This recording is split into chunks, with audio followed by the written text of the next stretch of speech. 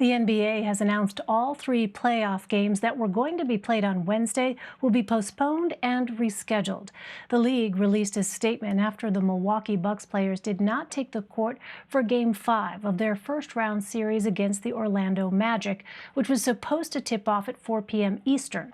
Shortly after, the Bucks boycotted the game. The Houston Rockets and Oklahoma City Thunder also decided not to play, joined by the Los Angeles Lakers and the Portland Trail Blazers. The protest comes in response to the shooting of a black man named Jacob Blake in Kenosha, Wisconsin over the weekend. Bill Reiter joins me now. Bill is an NBA columnist and analyst for CBS Sports HQ. Bill, thanks very much for being with us. So what is going to happen next here, and what will it take for the NBA to be back on the court again? Well, Elaine, it's certainly unclear whether or not the players will decide to return to the court for the rest of this postseason. That will presumably be decided tonight when the remaining players whose teams are still in the bubble in Orlando will have a meeting to discuss next steps. There are various reports that there are some players who believe it's time to walk away from the game for this season, for the postseason to come to an end, and other players who'd like to see the season through. So it's very much an open question what happens next, but the players plan to get together in the next few hours and try to come to some kind of a decision. How important is it for the league to stand with its players right now? I think it's critically important, and certainly it is beyond unprecedented what we've seen, including for the NBA, the fact that both the commissioner's office and the teams involved, those organizations, did not know that the Milwaukee Bucks planned to walk off the court today. But Adam Silver, the commissioner, and the people around him have been pretty, I think, forward-thinking about supporting players going all the way back to Donald Sterling, a owner of the Los Angeles Clippers who was kicked out of the league several years ago. Look, this is a difficult situation. Obviously, the NBA is a business, and for the playoffs not to happen is a very major problem from a business perspective.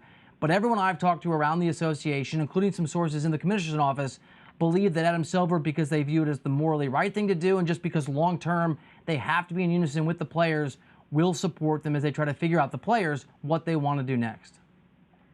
That's really interesting to hear about the deliberations behind the scenes there.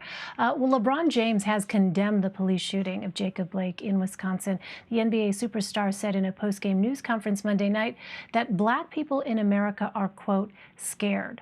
How much of a role is LeBron expected to play in the future of this season? Yeah, I think his role is going to be remarkably important for a few reasons.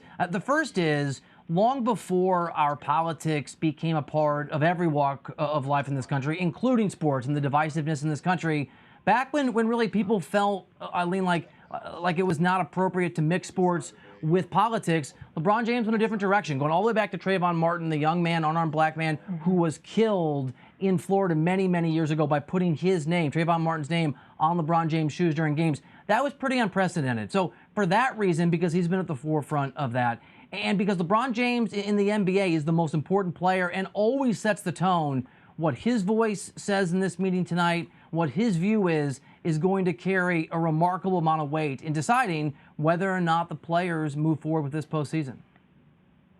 Really, it's a sign of how much things have changed in this moment. Well, the boycott of Wednesday's game is exactly 4 years to the day since Colin Kaepernick sat during the national anthem to call attention to the issues of racial inequality and police brutality. Do you believe sports today can play a bigger role in these issues than it did back in 2016?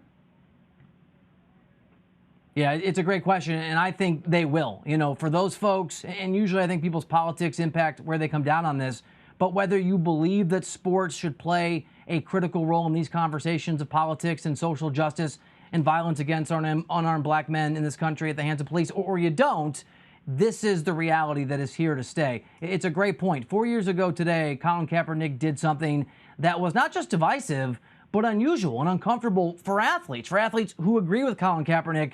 That level of uncertainty is gone, certainly for athletes in the NBA. We've seen Major League Baseball game canceled tonight. This is the new normal. Politics and sports are indivisible now, and whatever your view, whatever your sport, whatever your view as an athlete, you are going to begin using your platform to speak about how you think this country should move forward. What we're seeing in the NBA bubble is how things are going to be, not just for the NBA, but I think for professional athletes moving forward. All right, Bill Reiter for us. Bill, thank you. It's really good to see you, by the way. Thanks.